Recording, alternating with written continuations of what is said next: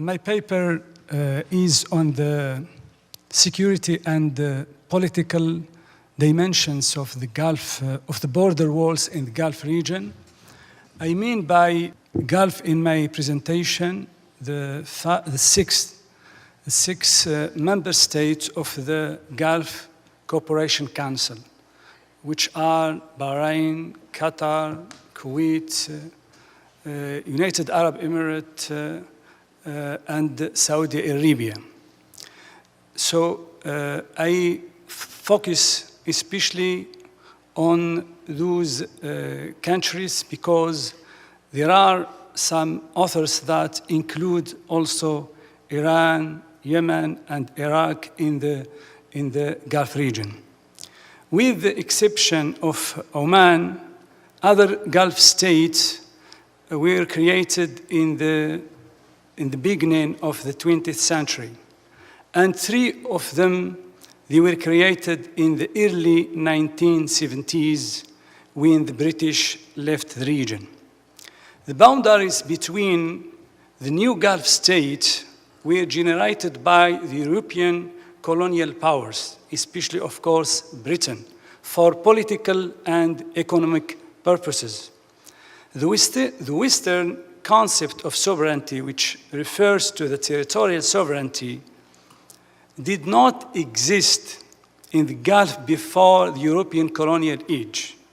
The concept of sovereignty as it was practiced during the era of Islamic rule was largely a non-territorial notion and practice, and was based on the loyalty of individuals and communities, not on the exclusive or effective powers or jurisdiction that was exercised on the territory itself. However, the discovery of oil marked a turning point in the region's perception of the border.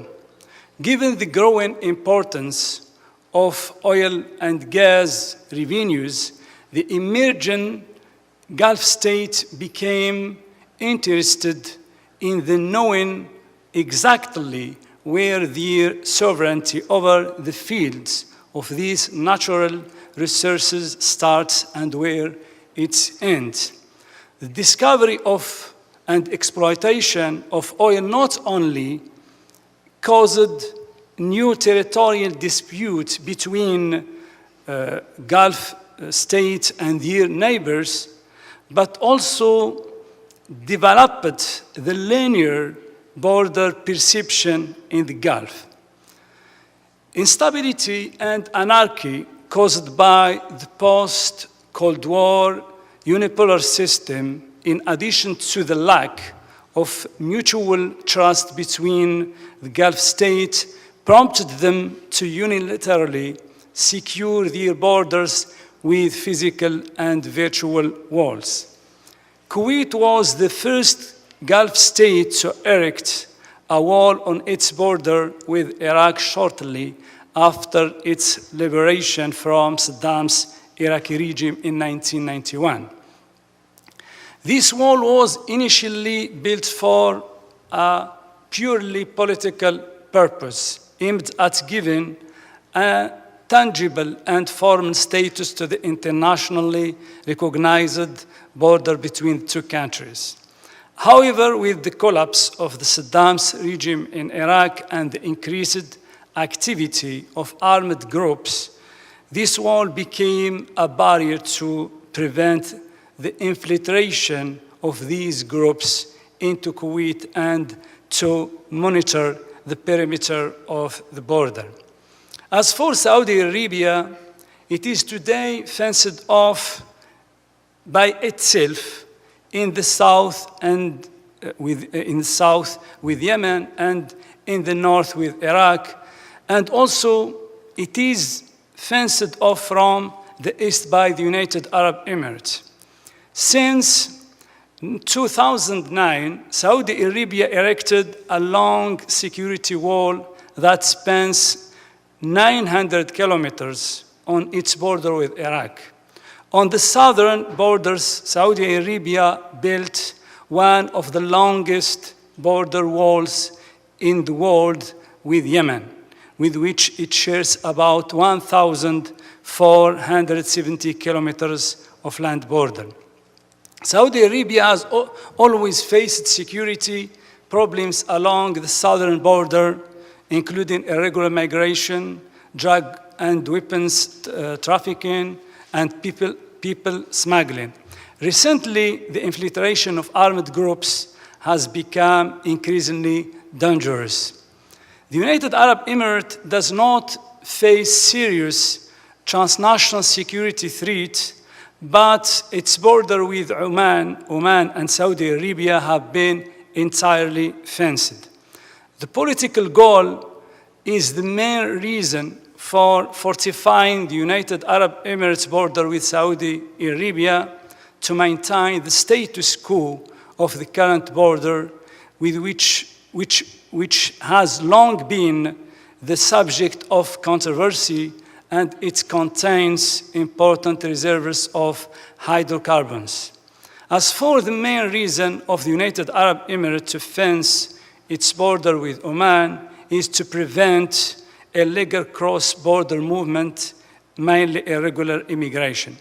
Those borders walls are not just highly quality barbed wire fences, but are complex electronic control fortifications equipped with new and sophisticated security technologies. Undoubtedly, these border fortifications have achieved some of their goals, but they don't work with all transnational security challenges with the same effectiveness. For example, the irregular crossing of land borders consists only a very small percentage of the irregular immigration to the Gulf countries, and this is almost limited to the Saudi-Yemeni border. The large number of immigrants who live and work in an irregular status in the Gulf countries did not enter through land borders, but through airports and with valid visas. Then they overstay or violate the conditions of their visas.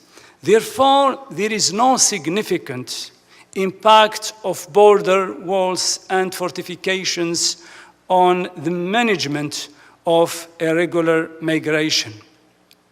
Although most of the Gulf border walls are usually justified by security narratives, also there are unstated political reasons behind these fortifications.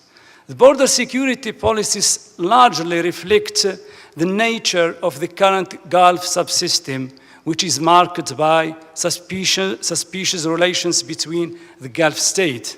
Suspicion and distrust also cast a shadow over the relations of the Gulf state with their neighbors, mainly Yemen, Iraq, and Iran. This is why these countries are the most targeted countries for Gulf border security policies, whether on land or at sea. As a conclusion, I think, unlike most cases in the world, especially in Europe and North America, in which the economic security to a large extent explains the construction of border walls, in the Gulf region, the border walls were created for security and political goals. However, these border walls in the Gulf can also be viewed as a way to confirm the sovereign state and national identity due to the manner in which states in the region are formed. Also, this wall can be seen as an aspect of new state territorialization. Thank you.